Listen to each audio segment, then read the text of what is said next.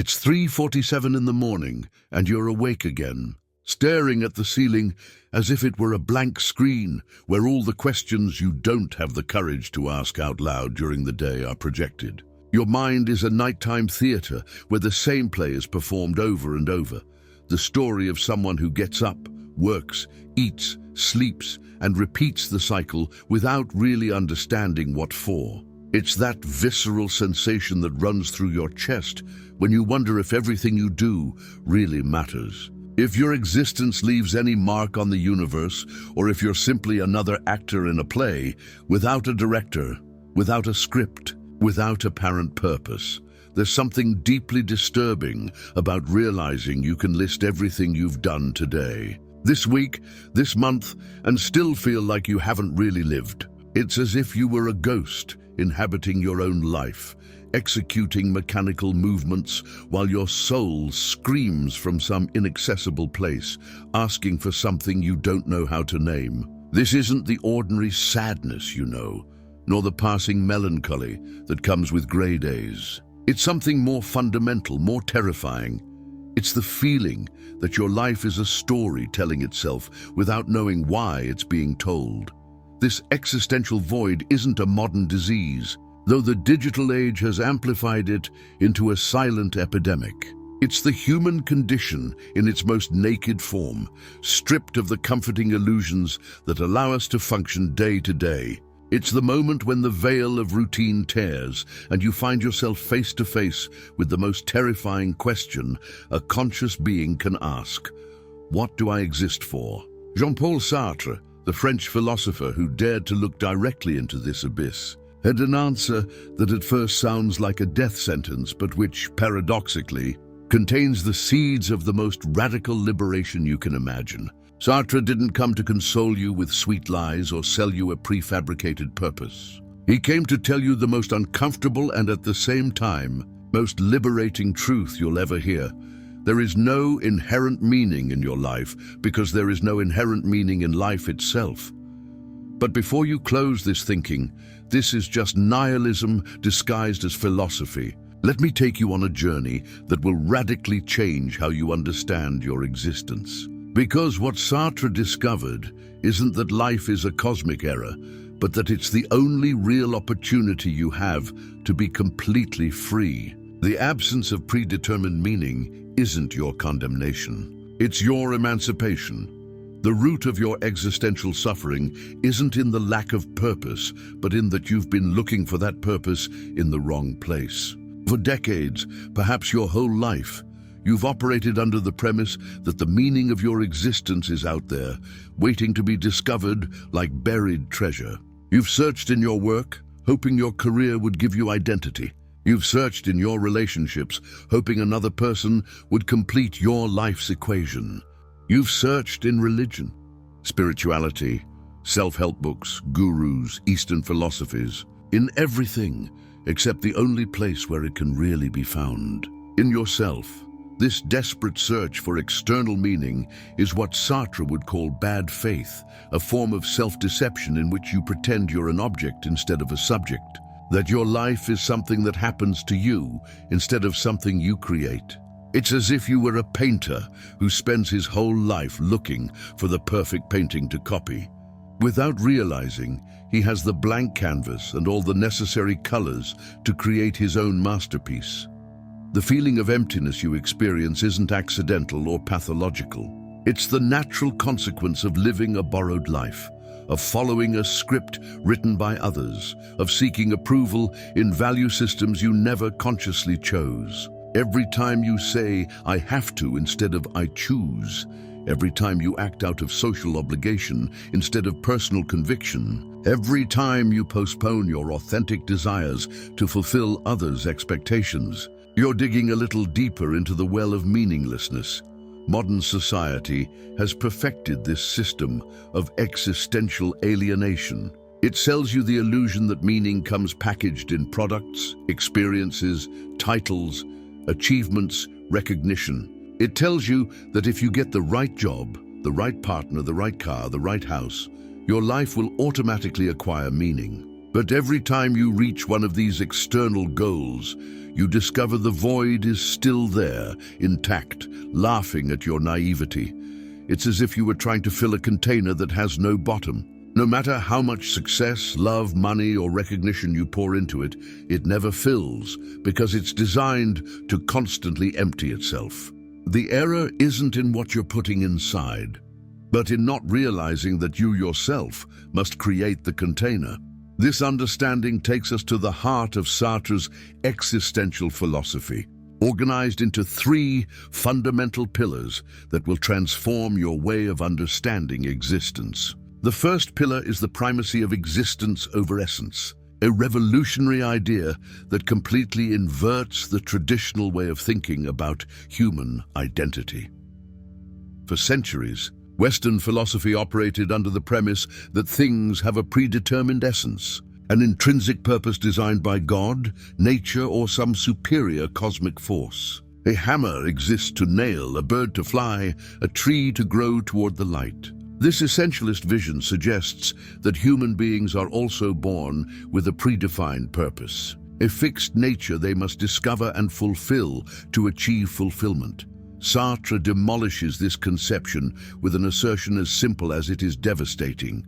In the case of human beings, existence precedes essence. This means you first exist, appear in the world as pure consciousness, and only afterward, through your choices and actions, define who you are and what you exist for. There's no cosmic instruction manual telling you how to live your life, because you weren't designed for a specific purpose. You're a blank book that writes itself. This idea can be dizzying at first, because it eliminates the comfort of having a pre-established destiny, but it also eliminates the limits that destiny would impose. If there's no universal human essence, then there's no correct way to be human. There's no mold you must fit into, no cosmic expectations you must fulfill, no universal judge evaluating whether you're living your life correctly. Think about the liberating implications of this. All the time you've lost wondering if you're following the right path, if your decisions are aligned with your true purpose, if you're wasting your potential or betraying your destiny, all that self-imposed suffering dissolves when you understand there's no right path because there's no cosmic architect who designed the path. This brings us to the second pillar, radical freedom and absolute responsibility. Sartre affirms that you're condemned to be free, a paradox that initially sounds contradictory but encapsulates the human condition more deeply than any other description. Freedom isn't a gift you can reject. It's the very structure of your consciousness. Even when you believe you have no options, you're choosing to believe you have no options. This freedom isn't the superficial freedom of choosing between different cereal brands at the supermarket. It's the fundamental ontological freedom to determine the meaning of your existence at every moment. Every action you perform, every word you speak, every thought you hold is an act of self-creation. You're not simply living your life. You're inventing it moment by moment. But with this radical freedom comes a responsibility that can be overwhelming. You're completely responsible for what you do with your existence. You can't blame your past, your parents, society, your circumstances, your genetics, or bad luck for the current state of your life. You can recognize that these factors have influenced your situation, but the way you respond to that situation is entirely yours. This responsibility extends beyond your individual actions. When you choose to act in a certain way, you're implicitly saying that way of acting is valid for any person in your situation. You're creating not only your own sense of life, but contributing to the collective sense of what it means to be human. Every decision you make is a vote for the type of world you want to live in. The third pillar is perhaps the most challenging, existential anxiety as a sign of authenticity. The anxiety you feel when contemplating your freedom, the vertigo you experience when realizing there are no definitive external guides for your life, isn't a symptom of mental dysfunction. It's the natural and healthy response of a consciousness that recognizes itself as free and responsible. This existential anxiety is different from ordinary fear. Fear has a specific object. You fear death, rejection, failure, poverty.